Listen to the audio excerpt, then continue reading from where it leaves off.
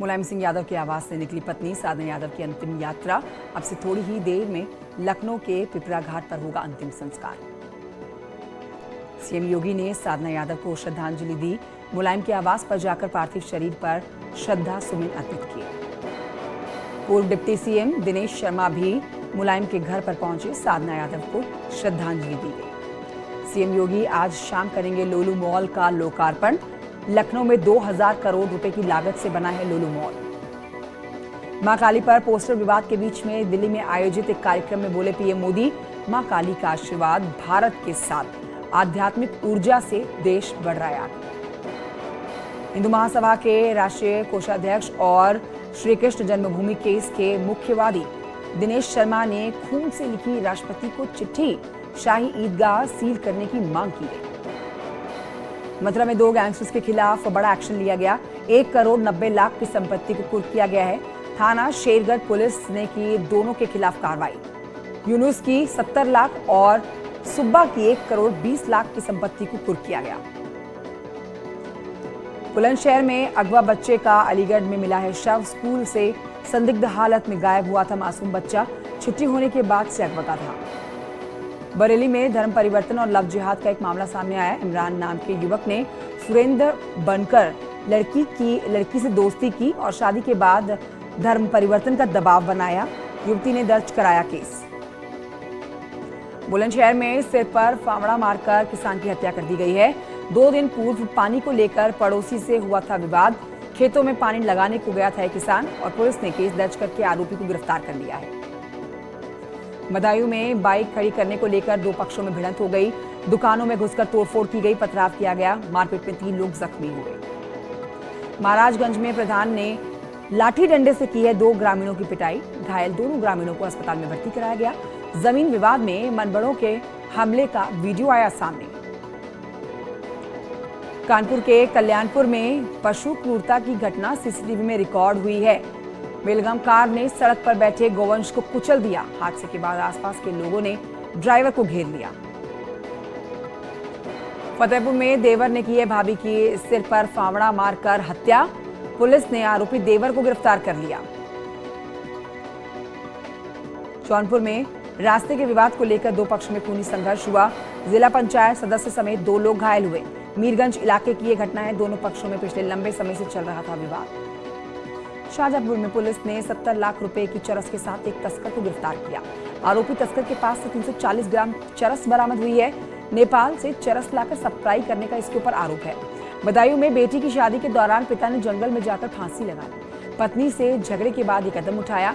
बेटी की विदाई से पहले उठा पिता की अर्थी। इटावा में शराबी बेटे ने मां की गोली मारकर हत्या कर दी है। हत्या के बाद से आरोपी बेटा फरार हुआ। मौके से पुलिस तहकीकात में जुटी। मथुरा में थाना जेत पुलिस ने बुजुर्ग किसान महिला की हत्या का खुलासा किया। हत्या के आरोप में बेटे को गिरफ्तार किया गया है। पुलिस को गुमराह करने की कोशिश भी कर रहा था। शाहजहांपुर में मजदूर का शव संदिग्ध हालत में सड़क किनारे खाई में मिला। शादी समारोह में शामिल होने के लिए घर से निकला था मजदूर। शरीर पर मिल रहे हैं चोटों के निशान। परिजनों ने जताई है हत्या की आशंका। अमेठी में युवक की सऊदी अरब में हत्या हो गई है। साथ में काम कर रहे पाकिस्तानी नागरिक ने उतारा मौत के घाट।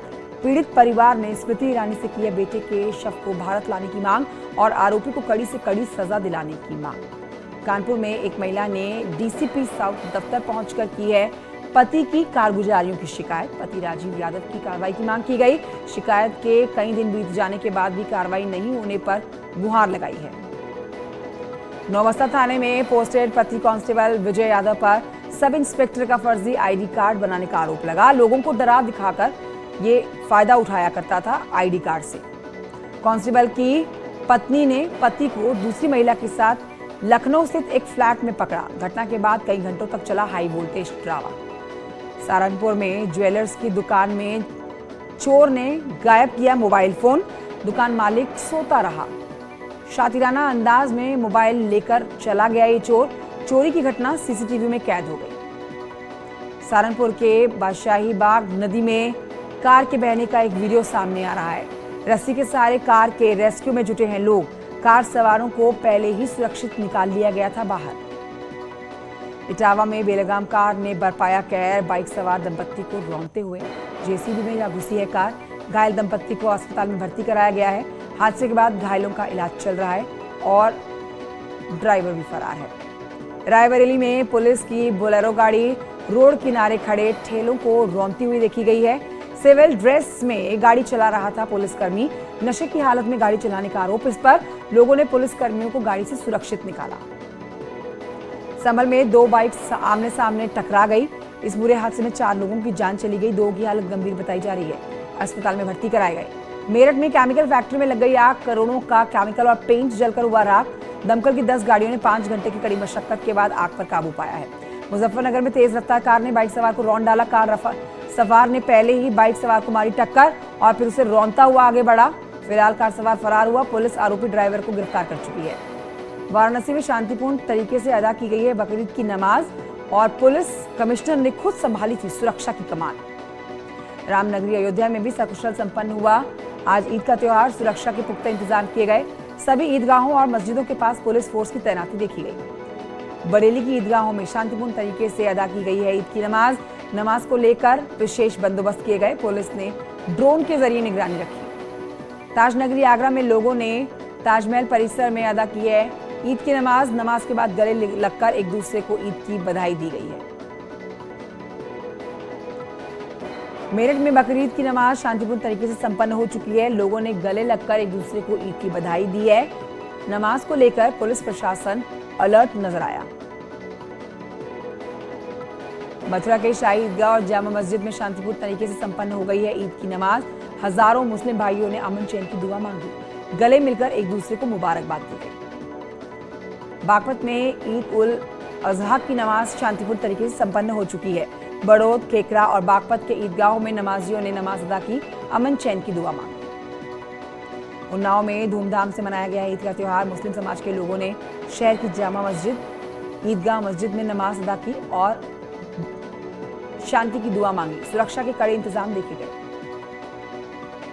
शाहजहांपुर में भी आज ईद के मौके पर धूम देखी गई है। सड़कों पर सुबह से ही लग रखा है प्रशासन का पहरा। सीओ सिटी मजिस्ट्रेट ने खुद मोर्चा संभाला हुआ है। नमाजियों को सड़क पर नमाज पढ़ने की इजाजत नहीं, रोका जा रहा है ऐसा करने पर।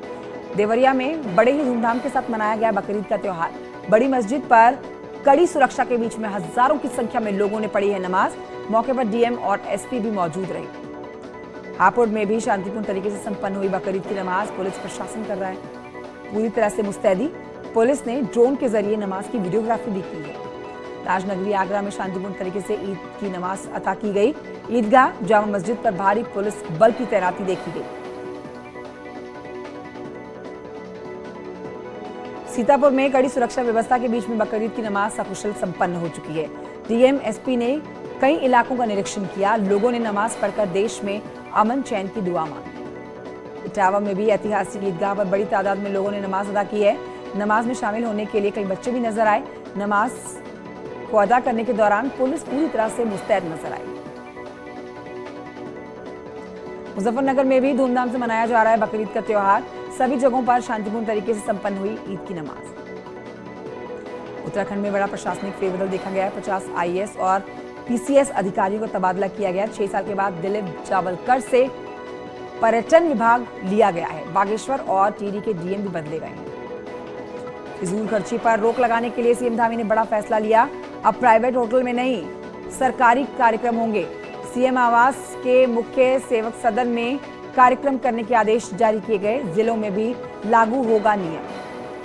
कांग्रेस के नेता गणेश गोदियाल ने की है सीएम पुष्कर सिंह धामी से मुलाकात। बद्री केदार मंदिर समिति और कोऑपरेटिव भर्ती घोटाले में जांच की मांग की गई। हाईकोर्ट के रिटायर्ड जज की कमेटी से जांच की बात की गई है। जोशीमठ में लामबगड़ बाजार में पास बरसाती नाला जो है उफान पर देखा गया है। बद्रीनाथ धाम से वापस लौटने वाले तीर्थयात्रियों के वाहन और यात्री यहां फंसते हुए नजर आए। बीआरओ और स्थानीय लोगों ने यात्रियों और उनकी गाड़ियों को नाले से पार कराया। जोशीमठ में बद्रीनाथ हाईवे फिर से बंद हो गया है। लामबगड़ खचरा नाला जिसके पास नेशनल हाईवे बाधित हो गया। बेनाकुली में भी पहाड़ी से गिर रहे हैं पत्थर। बद्रीनाथ जाने वाले तीर्थ यात्रियों को सुरक्षित स्थानों पर पहुंचाया जाए। विश्व धरोहर फूलों की घाटी को पर्यटकों के लिए बंद किया गया है। बारिश के कारण ये फैसला लिया गया। हरिद्वार में गंगा का जलस्तर बढ़ने से मैदानी इलाकों में अलर्ट जारी कर दिया गया। चेतावनी स्तर पर बह रही है गंगा नदी।